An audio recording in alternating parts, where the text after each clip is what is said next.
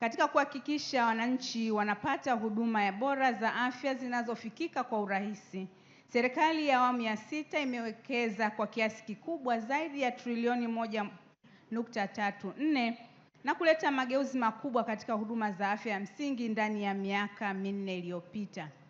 Kupitia uwekezaji huu, serikali imeboresha miundombinu ya kutolea huduma za afya kwa kujenga hospitali mpya zaidi ya 129, lakini pia kukarabati hospitali kongwe takribani 43 na kuboresha vituo vya afya na kujenga vituo vya afya vipya zaidi ya 360, na hivyo kuwezesha vituo vingi vya afya kutoa huduma za uzazi wa dharura na dharura kwa watoto wachanga. Na katika kukabiliana na changamoto za upatikanaji wa maji na usafi wa mazingira katika vituo vya kutolea huduma za msingi, yaani hospitali za halmashauri, vituo vya afya na zahanati, serikali imejenga miundombinu ya maji, vyoo bora na miundombinu ya unawaji wa mikono katika vituo 3457 kwa kipindi cha miaka 5 iliyopita. Aidha, serikali imeendelea na jitihada zaidi ambapo mwaka huu jumla ya vituo 505 vimeshapokea fedha jumla ya bilioni 20.9 kwa ajili ya ujenzi wa miundombinu hiyo.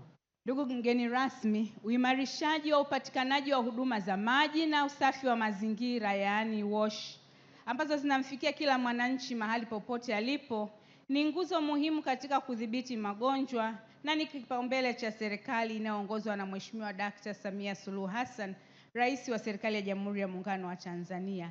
Lengo kuu ikiwa ni kuimarisha afya ya jamii na kukinga dhidi ya magonjwa ya kuambukiza na yale ya mlipuko. Naomba nichukue fursa hii kumshukuru kwa dhati Mheshimiwa Rais Dkt. Samia Suluhu Hassan. Kwa kweli tusingeweza kufanya yote hayo kama asingekuwa na mapenzi sana katika sekta hii ya afya. Ni kwa mapenzi yake na kutoa kipaumbele kwa sekta ya afya, na zaidi sana sisi wa ngazi ya msingi ambako zaidi ya 90% ya Watanzania wanapata huduma. Mheshimiwa Rais ametupa fedha za kujengea miundombinu yote hii ya kutoa huduma za afya, lakini pia miundombinu ya upatikanaji wa maji, kutoa vifaa tiba, madawa, lakini pia na kuajiri watumishi. Mheshimiwa Rais ameboresha sana mazingira ya kazi ya watumishi wetu.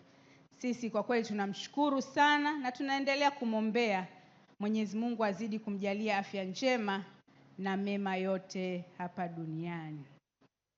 Katika wiki hii ya afya ambayo imekuwa muhimu sana, imetoa hamasa za huduma za afya, huduma za chanjo, lishe bora na usafi wa mazingira.